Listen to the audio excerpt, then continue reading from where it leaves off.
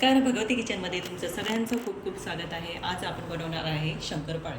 आता शंकरपाळे लागणारे जे साहित्य तुम्हाला दाखवणार आहे. मोजून घेतले 1.25 किलो मैदा घेतला आहे.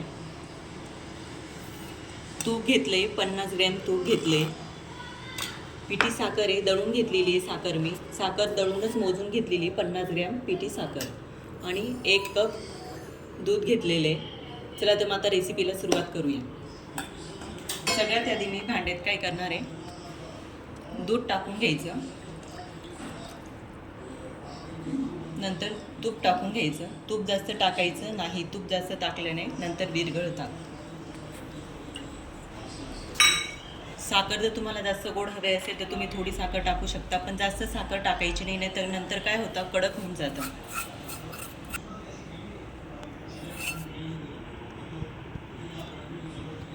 पाच मिनटं गॅसवर ठेवून द्यायचं, साखर वितळेपर्यंत. जास्त कडक होऊ नाही द्यायचं.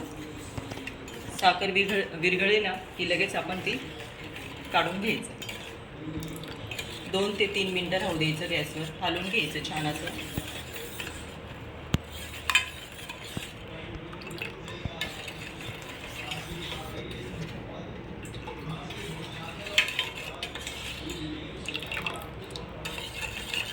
शंकरपाळे करताना परफेक्ट माप असलं ना की आपलं माप कधीच चुकत नाही. जेवढं प्रमाण घेतलं ना तेवढंच घ्यायचं, मोजून घ्यायचं, किंवा तुम्ही वाटीचं माप घेतलं असेल तर वाटीने मोजून घेऊ शकता. आता तूप 5 मिनटं झाले, एकदम कोमट होत जायचं. आता सगळ्यात आधी आपण परात घेतलेली आहे. आता परातीत हे सगळं मिश्रण टाकून द्यायचं. जास्त कडक नाही ठेवायचं, हात लावून बघायचा बोट आपण. गरम असेल तर ते थोडं थंड करून घ्यायचं. छान मिक्स करून घ्यायचं. आता पीठ जेवढं मावेल ना तेवढं पीठ त्याच्यात टाकायचं. पीठ तर सगळं लागूनच जाणार आहे आपल्याला, मैदा. आणि थोडंसं चवीनुसार मीठ टाकायचं. मीठ टाकल्याने चव छान येते.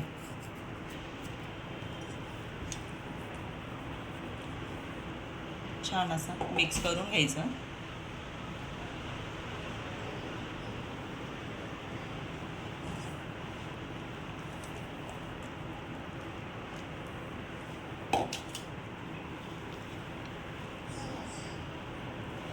मार्केटपेक्षाही सुंदर असे शंकरपाळे आज आपले बनणार आहेत.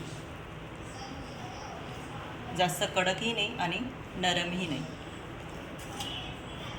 आता एवढं मैदा आपल्याला लागून गेलेला आहे. जेवढा मैदा होता तेवढा आपण याच्यात टाकून दिलेला आहे. आता छान हे मळून घ्यायचं. हे पण छान मस्त असं पीठ तयार झालेलं आहे. त्याला काही असं 10-15 मिनटं ठेवायची गरज नाही. भिजलं की पीठ लगेच आपण तयार शंकरपाळे करायला सुरुवात करूया. छान मस्त असं झालं हे बघ.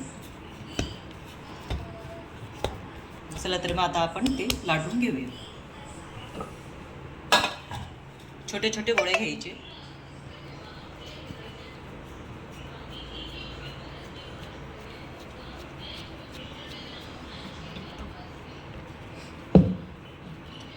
जास्त पातळ करायची नाही.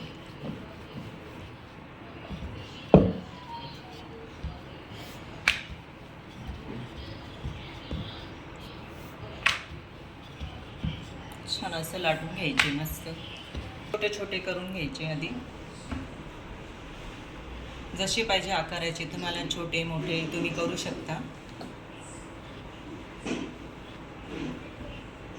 तेल मी आधीच ठेवून दिलं होतं तापायला. हे पण छान असे मस्त कलर पण आलाय त्यांना. असेच सगळे एक एक करून असे आपण तळून घेणार आहोत. आता गार करायला मी याच्यात काढून घेते. मस्त असा कलर आलाय. डायरेक्ट तेलात सोडायची नाही, हाताला चटका बसू शकतो, म्हणून मी या झाऱ्यातच घेते.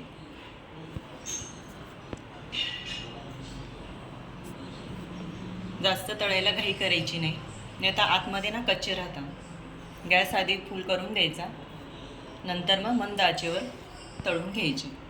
हे बघा असे तेलात छान सोडून द्यायचे. छान मस्त आपले आता शंकरपाळे तयार आहेत. छान कलर पण आला. जास्त लालसर तळू द्यायची नाही. मस्त असा कलर, गुलाबी कलर आला आहे. नक्कीच जे माप आपण घेतलं होतं ना 1/2 किलोचं तेच माप घ्या, नाही तर तुम्हाला जास्त करायचे असतील तर माप तसंच घ्या, त्याच्यानुसारच घ्या. आणि जर हा व्हिडिओ शेवटपर्यंत बघा, नवीन असाल तर, आणि मला लाईक आणि सबस्क्राईब करा. धन्यवाद.